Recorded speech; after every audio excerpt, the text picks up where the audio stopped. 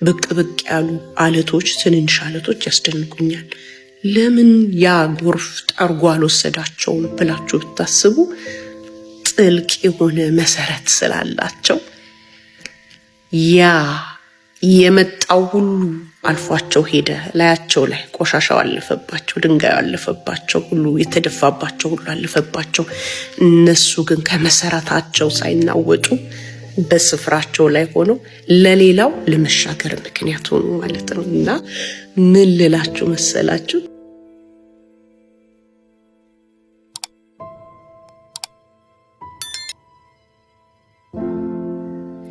በጣም ልጆች እያለን እኔና እህቶቼ ዘመድን ለመጠየቅ ወደ ጉርዱ ሾላ ሳሊተ ምሕረትን አልፈን እንሄድ ነበረ እና የዛኔ እንዳሁን ጊዜ ከተማ አልነበረም፣ ገበሬ ማህበር ነበር፣ እርሻ ምናምን ነገር ነው ያለውና ለእኛ ሩቅ ነው እንሄዳለን።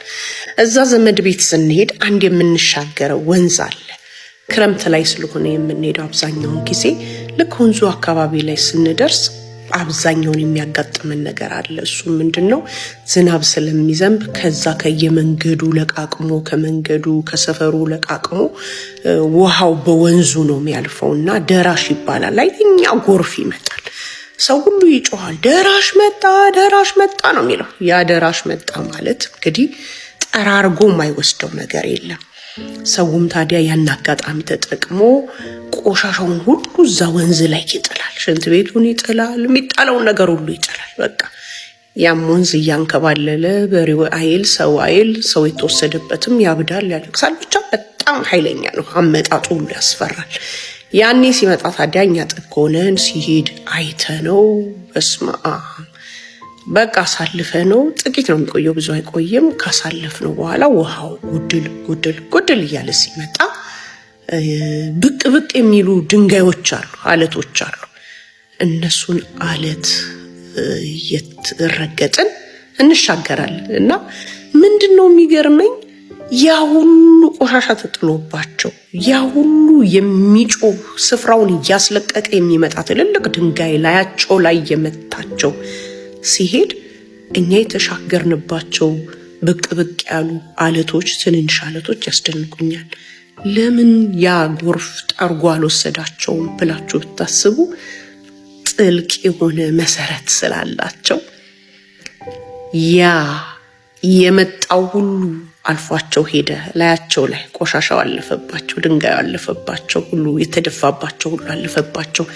እነሱ ግን ከመሰረታቸው ሳይናወጡ በስፍራቸው ላይ ሆነው ለሌላው ለመሻገር ምክንያት ሆኑ ማለት ነው። እና ምን ልላችሁ መሰላችሁ? ጌታ ኢየሱስ ክርስቶስ አንድ ጊዜ ቃሉን ሰምቶ የሚያደርገውንና የማያደርገውን በንጽጽር ሲናገር ማቴዎስ 7:25 አካባቢ ሄዳችሁ ታርቦ የተሻለ እናንተ ትረዳላችሁ ብዬ አስባለሁ።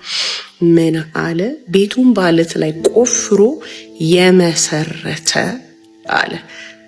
ሌላው ደግሞ በአሸዋ ላይ የመሰረተ እያለ ሲናገር ዝናብ ወረደ፣ ጎርፍ መጣ፣ ንፋስም ገፋው ይላል። ዝናብ ከላይ፣ ጎርፉ ከስር፣ ንፋሱ ደግሞ በጎን ያልተመታ ፓርት የለውም ማለት ነው። በአለት ላይ ስለመሰረተ ግን ጸንቶ ቆመ። በአሸዋ ላይ የተመሰረተው ግን አወዳደቁ ታላቅ ሆነ ይላል። አይገርምም? ንፋሱ ሲመጣበት፣ ዝናቡ ሲወርድበት፣ ጎርፉ ሲመጣበት እንዳልነበረ ታላቅ አወዳደቅ ወደቀ። በአለቱ ላይ ግን የመሰረተው ከላይ ቢመጣ ከጎን ቢመጣ ከስር ቢመጣ ምን ሆነ? ጸንቶ ቆመ። ምን ልላችሁ መሰላችሁ? የህይወት ክረምት አለ፣ የህይወት ማዕበል አለ፣ የህይወት ደራሽ አለ። ድንገት መጥቶ መከራ የሚመጣው ድንገት ነው። በቀጠሮ የሚመጣ የለም። ድንገት ደራሽ መጣ። አዎ ይመጣል። በውሃ ባለፍክ ጊዜ አለ እንጂ ላታልፍ ትችላለህ አላለም። እኔ ካንተ ጋር ነኝ አይደል? በዛ በጎርፍ መካከል ድንገት ደራሹ ሲመጣ ጠርጎ ነቅሎ የሚወስደውን ስፍራ የሚያስለቅቅ ጉዳይ በህይወታችን የህይወት ክረምት ላይ ይመጣል። ሲመጣ የመጣው ሁሉ ጠርጎ እንዳይወስደን ከፈለጋችሁ አጥልቀን መሰረታችንን እንመስርት። በአለቱ ላይ ህይወታችንን እንመስርት።